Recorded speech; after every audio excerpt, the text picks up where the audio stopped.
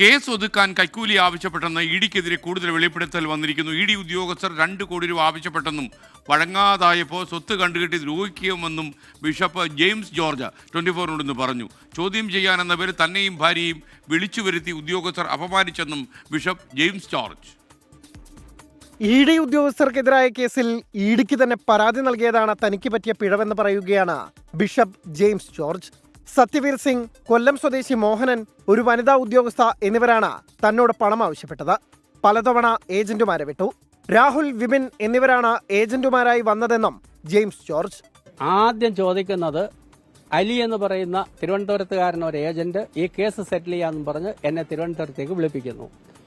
ഞാൻ പൈസ കൊടുത്ത് സെറ്റിൽമെന്റ് വേണ്ട എന്ന് പറഞ്ഞ് അവിടെ തിരിച്ചു പോരുന്നു. പൈസ ചോദിച്ച മോഹനോട് ഞാൻ പറഞ്ഞു, അന്ന് 1 കോടി കൊടുത്ത് എനിക്ക് വേണമെങ്കിൽ അങ്ങ് മാറാമായിരുന്നു. എന്റെ കയ്യിൽ ഇല്ല മോനെ, അതുകൊണ്ട് മാറിയില്ല. കാരണം മോഹനൻ കൊല്ലക്കാരനാണെന്ന് പറഞ്ഞതുകൊണ്ടാണ് ഞാൻ അത്ര സ്വാതന്ത്ര്യം എടുത്തത്. പക്ഷേ മോഹൻ ഇവരുടെ വലിയ ഏജന്റാണെന്ന് ഞാൻ അറിയുന്നില്ലല്ലോ. മോഹനാണ് ഇവരുടെ മെയിൻ ഏജന്റ്. ആരോപണ വിധേയർക്കെതിരായ പരാതി അന്വേഷിക്കാൻ അതേ ഉദ്യോഗസ്ഥരെ തന്നെയാണ് ഇഡി നിയോഗിച്ചത്. തന്റെയും ഭാര്യയുടെയും സ്വത്തുക്കൾ കണ്ടുകെട്ടി. തിരുവനന്തപുരത്തെ ഇഡി സോണൽ ഓഫീസ് പണം വാങ്ങാനുള്ള താവളമായാണ് ഉദ്യോഗസ്ഥർ ഉപയോഗിക്കുന്നത്. ഇഡിയുടെ കൊല്ലത്തെ പരാതി അവർ മുക്കിയെന്നുള്ളത് എനിക്കറിയാം. എന്നെ എറണാകുളത്ത് കത്രിക്കടവിലുള്ള CBI ഡയറക്ടറെ വിളിച്ചു വരുത്തി ഓഫീസിൽ.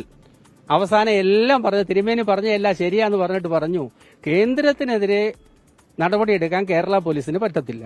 പിന്നെ കേരള പോലീസ് FIR എടുത്തൊരു കാര്യത്തിൽ ഞങ്ങൾക്ക് FIR എടുക്കാനും പറ്റില്ല. തീർന്നില്ലേ? പിന്നെ എന്തിനാ നമ്മളെ എറണാകുളത്ത് വിളിച്ചു വരുത്തി? പാർട്ടിക്കാർ അറിഞ്ഞാൽ ഒന്നും നടക്കില്ല. പാർട്ടിക്കാർ അറിയരുതെന്ന് ഇവർ നിർബന്ധം പിടിക്കുമെന്നും ജെയിംസ് ജോർജ് പറഞ്ഞു. വേലി തന്നെ വിളവ് തിന്നുന്ന ഞെട്ടിക്കുന്ന വെളിപ്പെടുത്തലുകളാണ് ഇഡി ഉദ്യോഗസ്ഥരുടെ കോഴക്കേസുമായി ബന്ധപ്പെട്ട് പുറത്തുവരുന്നത്. News desk 24.